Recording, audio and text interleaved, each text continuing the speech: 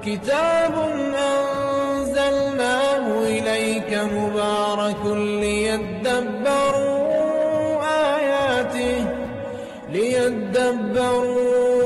آياته وليتذكر أولو الألباب.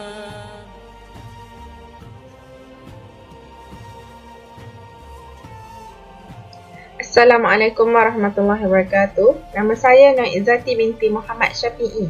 Saya merupakan pelajar Universiti Pendidikan Sultan Idris. Hari ini saya akan membentangkan kajian saya di bawah tajuk Implikasi Perbezaan I'rab terhadap makna ayat Al-Quran dalam surah Al-Imran.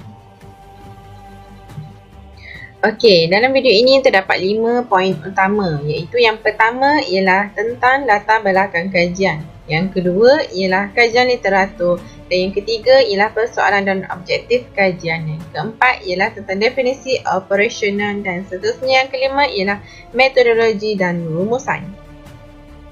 Okey, kita kembali kepada latar belakang kajian. Latar belakang kajian ni terdapat 3 jenis latar belakang. Latar belakang yang pertama ialah tentang sejarah Al-Quran, kerana kajian ini berkaitan Al-Quran. Seterusnya ialah isi kandungan Al-Quran. Isi kandungan Al-Quran ni berfokus hanya kepada surah Al-Imran. Okey, dan yang ketiga tentang bahasa Arab, tata bahasa Arab, iaitu Nahu, ilmu Nahu yang berfokus kepada I'rab.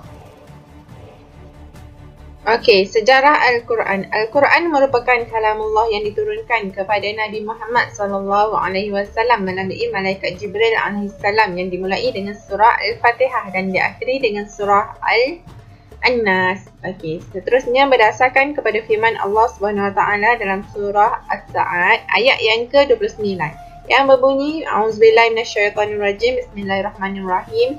Kitabun anzalnahu ilaika mubarakun liyadabbaru ayatihi wa liyatadzakkara ulul albab.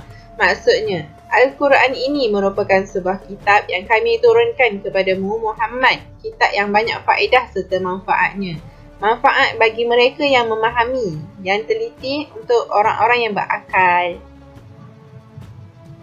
Okey, kajian ni berfokus hanya kepada surah Al-Imran. Surah Al-Imran ni adalah tentang perihal keluarga Imran. Berdasarkan firman Allah Subhanahu Wa Taala, Innallaha astafa Adam wa Nuhan wa ala Ibrahim wa ala Imran 'alal 'alamin. Ya, bermaksud sesungguhnya Allah Subhanahu Wa Taala telah memilih Nabi Adam, Nabi Nuh, Nabi Ibrahim serta keluarga Imran melebihi segala umat mengikut zaman masing-masing. Surahul Azim. Okay. Berdasarkan Ibnu Katsir, keluarga Imran merupakan keturunan Nabi Daud alaihissalam. Okey, daripada Hilmi Ali Sya'ban 2015, nama penuh Imran merupakan ialah Imran bin Sahal bin Amr bin Misyan ila akhirih, sehingga sampai kepada Nabi Sulaiman dan Nabi Daud alaihissalam. Okey, menurut Sya'rawi 1999, isteri Imran ni bernama Hannah binti Faruq binti Qatil. Hannah ni diduga dengan tiada anak sehingga sampai kepada usia lanjut, kemudian dikurniakan anak. Okey, sewaktu mengandung, Imran telah meninggal dunia. Kemudian Hannah ni bernazar supaya anak yang dikandung tersebut dah bebas daripada urusan dunia. Di sana boleh merujuk kepada ayat yang ke-35 daripada surah Al-Imran. Okey. Seterusnya, beliau ni mengharapkan anak tersebutlah anak lelaki, akan tetapi anak yang lahir itu ialah anak perempuan yang bernama Maryam. Kisahnya boleh merujuk kepada ayat yang ke-36. Okey, seterusnya Maryam ni kemudian dibesarkan dan ditempatkan di mimbar di Baitul Maqdis. Baitul Maqdis ni merupakan pusat ibadah yang popular waktu zaman dahulu dan sehingga sekarang masih popular, iaitu yang terletak di Palestin. Okey, Maryam ni dijaga oleh Nabi Zakaria alaihissalam. Nabi Zakaria alaihissalam ni merupakan bapa saudara Maryam. Okey, berdasarkan beberapa proses hingga sampai kepada hak penjagaannya kepada bapa saudaranya sendiri, iaitu Nabi Zakaria alaihissalam.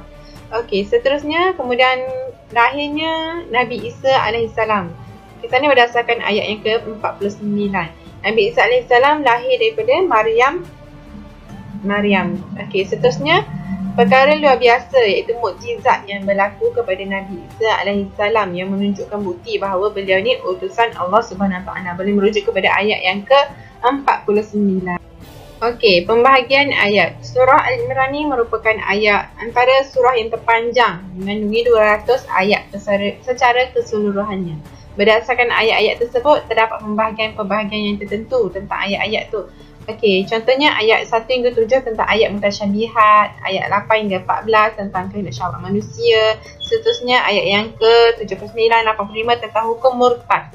Okey, seterusnya ayat yang ke-13 hingga 109 tentang amar ma'ruf nahi munkar, kepentingan amar ma'ruf nahi munkar, tentang kisah perang Uhud, tentang orang kafir takut untuk berperang, kekalahan di medan Uhud, serta orang munafik di medan Uhud. Seterusnya sampai kepada ayat yang ke-200 iaitu tentang cara hidup orang kafir. Okey, seterusnya kita pergi kepada pengenalan kepada i'rab.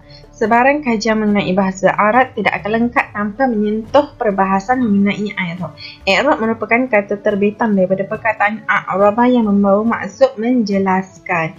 Okey, di sini terdapat dua definisi i'rab, iaitu yang pertamanya ialah ilmu yang membahaskan keadaan akhir sesuatu kalimah dari sudut i'rab dan bina.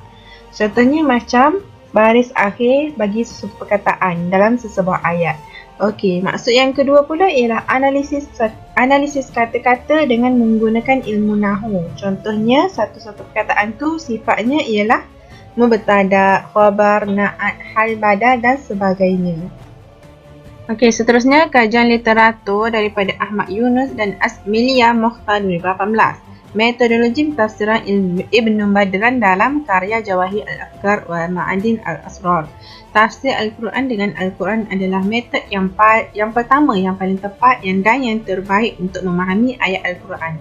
Seterusnya Asy-Syawahid wal Al-Istihad fi An-Nahwi daripada An-Najlah 1976. Al-Quran adalah sumber yang bersih dengan sifatnya yang memiliki tahap periwayatan yang paling dipercayai. Periwayatan yang paling dipercayai akan menghindarkan Al-Quran daripada sebarang penyelewengan yang tidak berasal.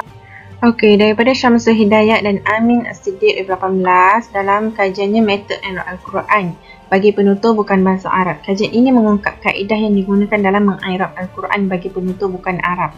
Malah kajian ini juga mengetengahkan kepentingan i'rab itu sendiri yang dianggap sebagai sebuah petunjuk utama dalam menguasai bahasa Arab. Seterusnya daripada Syauqi Da'i 1993 dalam Tafsir An-Nahwi dengan menyatakan bahawa i'rab cukup dengan hanya menyebut fungsinya dalam ayat dan serta kedudukannya sahaja tanpa menyatakan hal-hal yang lain.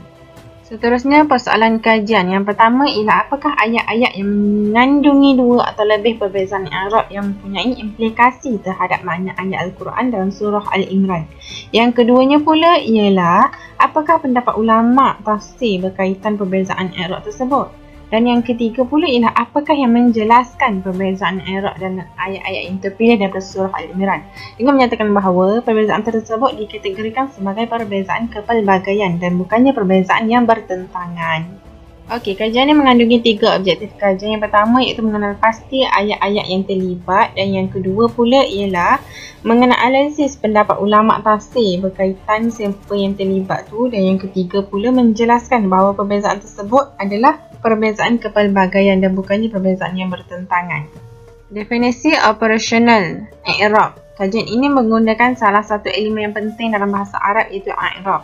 Kajian ini tertumpu kepada kesan yang timbul terhadap makna ayat Al-Quran daripada perbezaan i'rab yang pelbagai ini. Okey, kepelbagaian dalam perbezaan i'rab.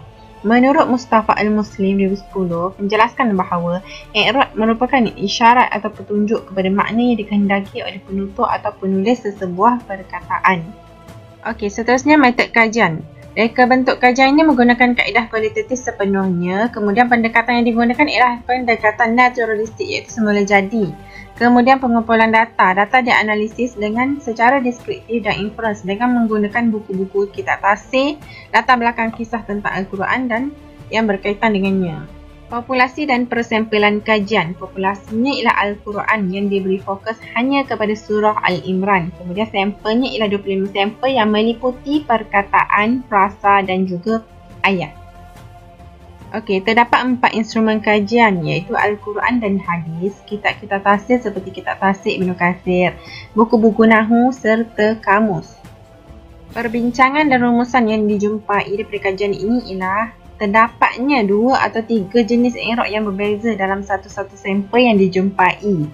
Pendapat ulama' dianalisis dengan mengambil kira pendapat yang signifikan, iaitu yang penting sahaja tanpa mencacatkan makna sebenar ayat Al-Quran yang terlibat. Seterusnya, setiap sampel berserta pandangan ulama' tersebut telah dianalisis dengan meneliti bahawa pandangan tersebut tidak tersasar daripada makna sebenar ayat Al-Quran supaya makna ayat yang terhasil tidak menimbulkan sebarang kekeliruan ketika membacanya. Sebagai kesimpulannya, Al-Quran adalah nutrisi yang membekalkan tenaga kepada hati. Jadi, bacalah Al-Quran dan tadabburlah isi-isinya. Sekian daripada saya, terima kasih.